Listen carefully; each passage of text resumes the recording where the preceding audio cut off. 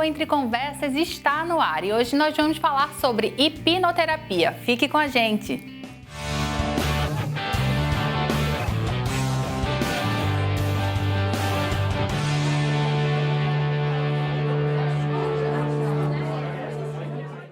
Você já deve ter ouvido falar em hipnose, mas sabia que a hipnose pode ser usada para fins terapêuticos? Existem vários benefícios relacionados à hipnoterapia. Para que você conheça mais sobre esse assunto, estamos aqui com o hipnoterapeuta João Paulo Crestani. Tudo bem, João Paulo? Tudo bem, Jade. João Paulo, para a gente começar de fato, o que é a hipnose? Muitas pessoas pensam, Jade, que é algo místico, que é algo do além ou voltado para a religião. Não é nada disso. Hipnose, na verdade, é um estado natural da nossa mente. Você já deve ter percebido, por exemplo, às vezes você está procurando algum objeto e quando você percebe ele está bem na sua frente, procurando alguma coisa, ou então quando alguém está falando com você e você está com o foco, a atenção diverso, longe, esqueceu alguma coisa que você estava procurando, é um exemplo de quando você está num transe hipnótico. Quando a sua atenção não está muito focada em alguma coisa, ou quando ela está muito focada em alguma coisa e você perde a atenção do resto, é uma forma de hipnose. É claro que não é um transe profundo, mas é a forma como você está utilizando a parte subconsciente da sua mente, não essa parte racional e consciente. Então, assim, a gente pode dizer que a hipnose faz parte de vários momentos do nosso dia e a gente nem se dá conta. Estudos falam que as pessoas entram em hipnose em torno de 80 vezes ao longo do dia. Se você ficar emocionada, se você se lembrar de alguma coisa e começar a chorar por uma coisa que não está acontecendo nesse momento, também é um exemplo de hipnose. Então, em torno de 80 vezes ao longo do nosso dia, seja por o foco difuso ou por emoção, você entra em hipnose. Faz parte da vida de todo mundo. E quando a gente fala em hipnoterapia, seria a hipnose usada para fins terapêuticos de fato? Exatamente. Como que funciona? Então, assim, qual que é a diferença entre a gente fazer um processo terapêutico com ou sem hipnose, né? Se você decide, por exemplo, procurar qualquer outro profissional que não utiliza a hipnose, ele só vai conseguir te ajudar a acessar as suas informações conscientes, que são as informações racionais. A parte consciente da nossa mente, ela tem em torno de 5% da nossa capacidade mental, de processamento de informação, de lidar com as situações e de memória. Todo o restante, 95% da nossa mente, é subconsciente. Alguns ramos da psicologia vão chamar de inconsciente, mas eu gosto de usar o termo subconsciente, que é o quê? A nossa mente emocional, que está lidando com processos de autopreservação, com processos de hábitos e com processos de memória de longo prazo. Então, através da hipnose, a gente consegue acessar essas informações subconscientes e lidar com aquilo que está lá, com as emoções que normalmente ficaram prejudicadas em algum ponto da vida. Em quais casos são indicados que as pessoas procurem se tratar com hipnoterapia, por exemplo? Na verdade, assim, existem ramos, né, tanto da medicina, quanto da psicologia, quanto das próprias terapias, né, integrativas, que vão entender que todo processo de doença, ele começa com um processo psicológico e emocional. O corpo, ele seria o último afetado por alguma coisa. É claro, por exemplo, a gente está falando estamos numa pandemia, né? Se é um agente biológico, daí não tem efeito emocional. Mas, por exemplo, uma enxaqueca, uma situação de endometriose nas mulheres, depressão, ansiedade, síndrome do pânico, são casos, assim, muito clássicos, né? Mas dificuldade de dirigir, medos, traumas, fobias, tudo isso é muito indicado e a gente tem um efeito muito positivo e um resultado bem direto com relação à hipnoterapia. É muito importante a gente falar, porque quando a gente fala de hipnose, as pessoas talvez tendem a associar a hipnotismo, né? Eu acho que seria esse termo da hipnose usada como lazer ou como shows, e que é muito comum o uso da hipnose também para esse fim, mas a gente está falando aqui da hipnose de fato como um tratamento, não é isso? Isso. Na verdade, assim, o processo para que se entre em hipnose é muito parecido, né? É o que a gente chama de indução, é conduzir uma outra pessoa a atingir aquele estado. Numa hipnose de entretenimento, essa de diversão que você está falando, o foco é outro, né? A gente está ali para se divertir, e é por isso que as pessoas vão ver coisas aparentemente bizarras, né? Comer uma cebola achando que é uma maçã, que é um caso clássico, né? Ou tá lá fazendo uma piada, a pessoa esquece um nome, esquece uma letra. É possível fazer isso através de sugestões, mas depois, quando acaba o transe, a pessoa se lembra de tudo, tá tudo bem, tudo normal. No processo terapêutico, a pessoa ela tem um objetivo. Eu quero me livrar de algum sintoma que me incomoda. Então, assim, falando um pouquinho além da hipnose em si, mas falando da terapia, né? A pessoa sempre procura porque ela está incomodada com alguma coisa. Então, qual que é o objetivo da hipnose no processo terapêutico? Ajudar a entender o que é que causou aquilo. Se a gente puder pensar numa analogia, já seria um iceberg.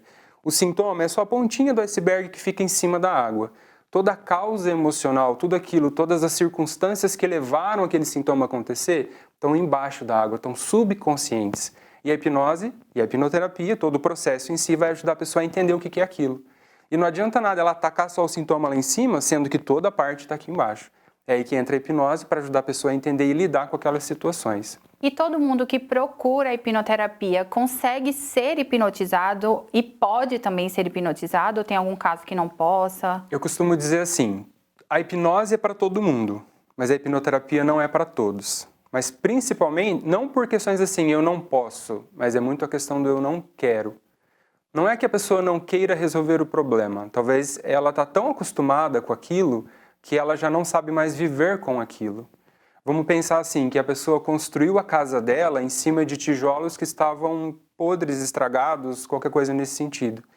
E a partir do momento em que a pessoa percebe que para fazer um processo terapêutico ela vai ter que abrir mão daqueles tijolos para construir outros, em algum momento desse processo a casa talvez fique meio, enquanto ela está construindo outros, né, tijolos, outros pilares ali, a pessoa às vezes ela fica com receio, ela fala, mas eu vivi 40 anos assim, eu vivi 30 anos, 20 anos desse jeito, como eu vou viver? Então, por medo ou por dúvida, a pessoa acaba tendo dificuldade.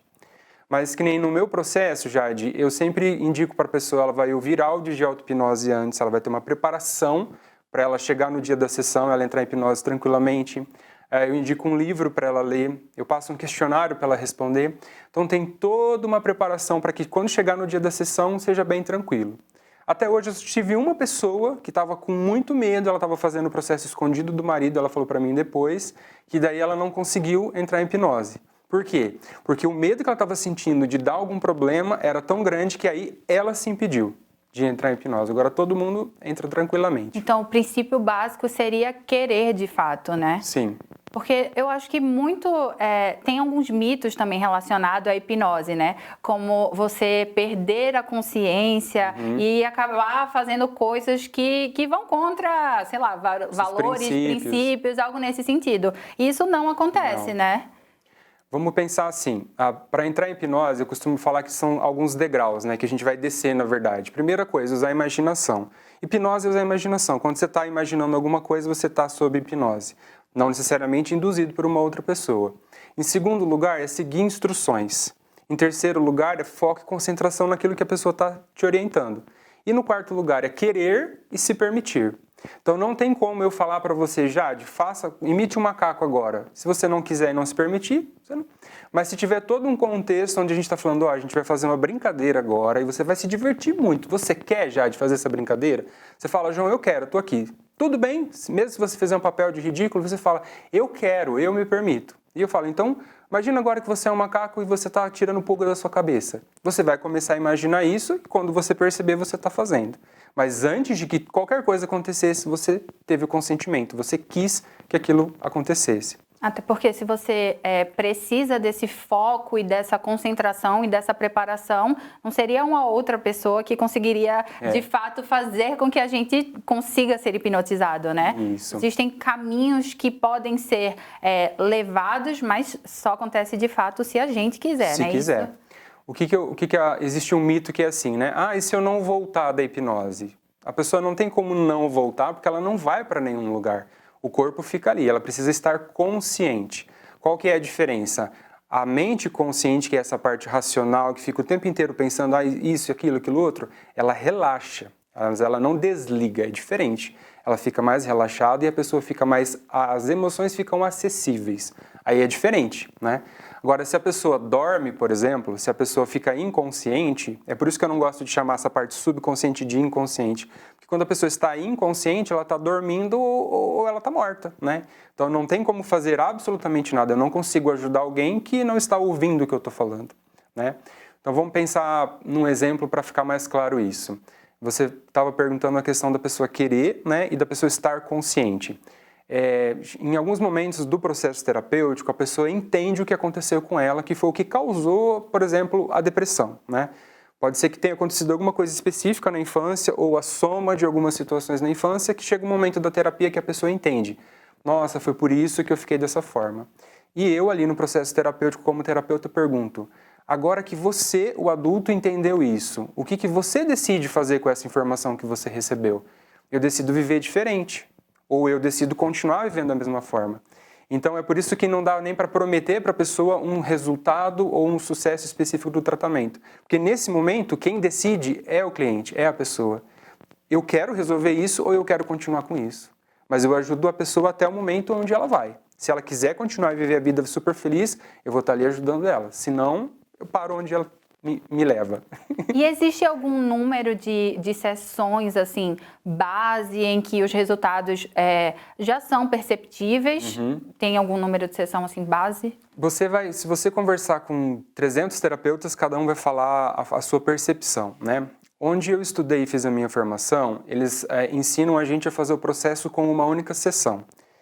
E eu vejo que isso é extremamente positivo. A maioria dos meus clientes com uma sessão resolvem, sei lá, eu vou chutar um número só para a gente ter noção, tá? Mas isso não é exato, não é uma ciência exata. Então, 70% dos problemas a pessoa consegue resolver ali, principalmente aquilo que está mais grave, aquilo que está mais machucando, aquela ponta do iceberg que está incomodando mesmo. O meu processo sempre tem de 2 a 3 sessões. Por que de 2 a 3, né? Tem pessoas que com 2 sessões eu faço questão de ter uma segunda sessão, vamos ter um retorno, vamos ver como é que tá. Tem alguma coisa que te incomoda e que você precisa olhar? Às vezes a pessoa chega assim: Jade, a gente fez uma sessão bem longa, bem trabalhosa na primeira, e a pessoa fala assim: agora eu acho que não tem nada para resolver. E quando a gente senta lá, começa a conversar, entra em hipnose, chora e traz as emoções, traz um monte de coisa. Por quê? Aquilo que estava mais incomodando não era talvez o mais sério ou o mais grave, tinha alguma coisa que estava prejudicando mais. E aí, através da hipnose, consegue acessar isso, porque a mente já não está tão raciocinando e processando aquelas coisas, né? E nesse caso, pensando nesse resultado em um número, digamos, pouco de sessão, se for comparado a um outro tipo de terapia a longo prazo, assim. Os resultados também podem ser sentidos pelos pacientes a longo prazo, né? Porque se eles estão tratando algo que incomodava e que precisavam conviver, por exemplo, com medos e com traumas, a longo prazo eles estão se livrando daquilo, seria isso? Então, por exemplo, né, tem um estudo que fala que um processo de psicanálise, aquela psicanálise freudiana, leva em torno de 11 anos para a pessoa ter resultados. Um processo de psicoterapia comportamental, isso é um estudo, eu não vou ter a fonte para te falar aqui, tá? Mas eu li recentemente isso. Vai em torno de 3 a 4 anos para ter um resultado parecido com o que se alcança na hipnoterapia. E de 2 a 3 sessões de hipnoterapia, que no caso eu divido o espaço em torno de 6 meses, a pessoa tem o mesmo resultado, de que 11 anos, 3 anos, em torno de 6 meses. Pra gente terminar, eu quero deixar o espaço para que tu fale as tuas redes sociais e as pessoas possam te procurar, entender mais como funciona, tirar outras dúvidas que a gente não tenha conseguido tirar aqui. E é isso. Obrigado, Jade. O meu Instagram é jpcrestani.dh, de desenvolvimento humano. O meu site é www.jpcrestani.com. E eu estou disponível também, lá tem o meu WhatsApp, se a pessoa quiser entrar em contato, eu estou à disposição. E quero agradecer bastante o espaço para estar aqui e que mais pessoas possam conhecer, se permitam, né, conhecer sobre hipnose, sobre hipnoterapia e que possam viver uma vida livre de todos esses problemas que muita gente carrega durante muito tempo. Tomara que sim. Muito obrigada pela presença. Até mais. Até. O Entre Conversas fica por aqui. Até a próxima edição. Tchau.